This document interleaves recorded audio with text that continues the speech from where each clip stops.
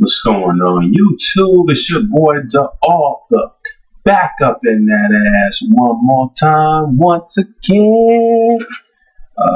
Yeah, I just want to make a part 2 to this video. A dissection, a masculinist dissection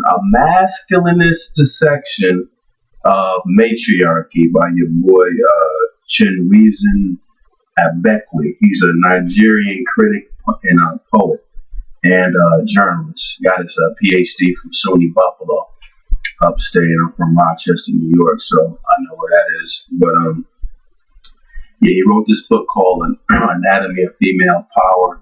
In part 1 of my video, I was trying to give pretty much a breakdown of how he pretty much talked about matriarchy and how it pretty much dominates the home.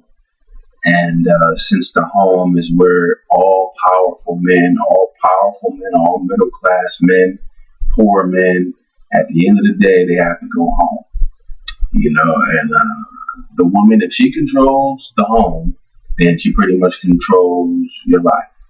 I mean, how many CEOs have done crazy things probably because of what's happening at home? You know, so it's I think pretty much this book uncovered the pretty much the illusion that men pretty much dominate the world and men pretty much dominate women and men are in control. Mr. Akabe was pretty much saying this isn't true. Women have control. They always have. And under this system, they probably always will. So it's really a need for a masculinist movement. And he was talking about this, how matriarchy pretty much controls the home. It creates nest slavery, which is what the author calls marriage. It says nothing but nest slavery. You pretty much are under the tyranny of the woman, who pretty much has access to the man's cars, his clothes, his day-to-day movements, and more importantly, his money. You know, so pretty much there's no way around that. More importantly, too, I want to talk about how he addressed feminism, because a lot of people said, well, you know, women have it so great, you know, what was the need for feminism? And he pretty much expounded on that as well. He was talking about pretty much feminism was a movement where certain women from the patriarchy, he has a chapter called, I think, a matriarchal paradise, where women just lay up and receive gifts from men. And I talked earlier in my first video about how women control the major components in the home, or the major components. They control the womb, the kitchen, the cradle, you know, the psychological profile. They mature at 15, while men don't fully reach their full potential until 60. I didn't know that. You know, he talks about men's tendency to have the excited penis, so they take advantage of that. They wear the makeup and the clothing in public, so they can find a husband or potential nest slave. And they take advantage of men having an excited penis. And we were trained to have an excited penis ever since we were young boys. We were trained to be like that from our mothers, even though we didn't know it. So he talks about that, and how men are pretty much made to believe, and women pretty much want us to believe that we're in charge, because that gives them more power. Because if a man believes he's in charge, And and his ego gets attached to that. He will never admit that he's not in charge, that the woman is more powerful than him. So that gives her more power. It allows her to be one, more clever, more sneaky. She can get away with a lot more because you think you're smarter than her. You think you do everything better than her, and she knows better. So she can be more sneaky. She can be more, more cunning, more unpredictable, and she could ultimately get away with more things than you. How many guys have had a woman talk about, let me check your phone, you might be cheating, and in actuality, she's putting the pressure on you, so you won't look to realize that she's the one cheating. Just like I saw this one episode, I believe it was on not Jerry Springer, the guy who was the bouncer on Jerry Springer, where he had his own show. Long story short, the girlfriend brought the guy on the show because she thought that he was cheating. So she made him take a lie detector test. He took the test, he passed, but in return, they made her take a lie detector test, and she failed. And then her two friends who came with her walked off smiling, and they were all shocked. And she didn't admit to anything, but it was obvious she was the cheater. But he says he still forgave her. But see, she put the pressure on him, so because she was cheating. Because had they not said, well, had they not picked the script like that, he would have never known. But that's what these women are using against men. So they pretty much are the smarter ones. They're the ones in control, because not so much that they were, born that way, but it's more so we believe they take advantage of our so-called machoism, where, if a person believes that they're on top, the stronger person has an advantage. So they're just taking advantage of our, what we've been taught to feel like the macho or the manly front. They take advantage, or being the smarter sex, they take advantage of that. And part of it is physical, because they do mature faster than us. So they take advantage of that and they play stupid. They act like they're physically weaker when that's not totally the case. Some women are stronger than men physically. They tend to have more fat cells than us, but not all men are physically stronger than women. And he was talking about that too, where they use us to move their things, move their objects, and things of that nature. He said he personally helped this lady move, and they acted like they couldn't move anything.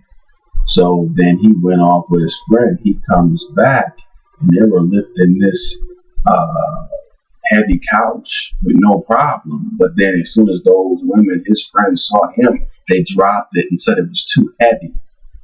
They took, so they can lift it. So they pretty much like to take the easy road, because all of them want to believe it. And by having this matriarchal system, every woman has been able to live the life of a princess, even the poor ones.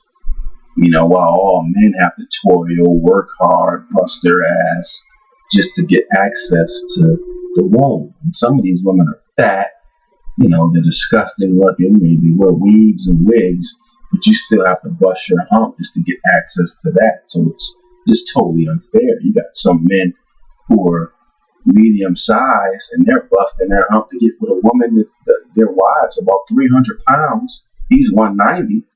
And he's having to toil hard just to please her. It's like he can get better. But I wanted to get into this feminist thing real quick before I end this video, because he talks about the feminism just came along pretty much because suburban housewives were bored of the matriarchal system. So they formed this feminist movement. He talks about how it's three types of women: the matriarchists, the woman who believes that a man's place is pretty much in the home. He should be her nest slave so she can dominate him.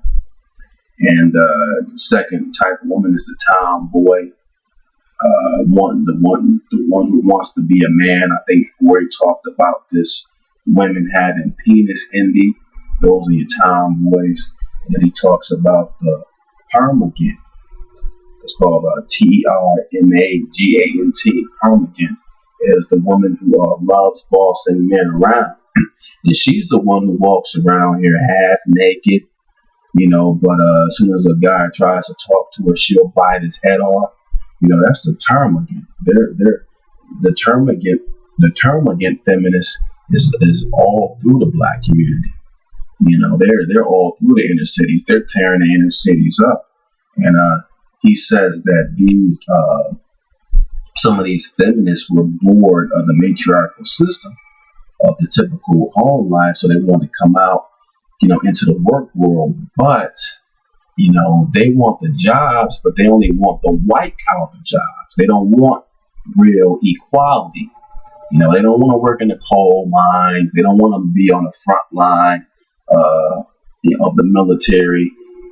They want pretty much the admin jobs, even though a lot of them haven't graduated from college. Most women haven't graduated from college, but they want those jobs anyway, and they tend to get the softer jobs, the more admin, administrative jobs.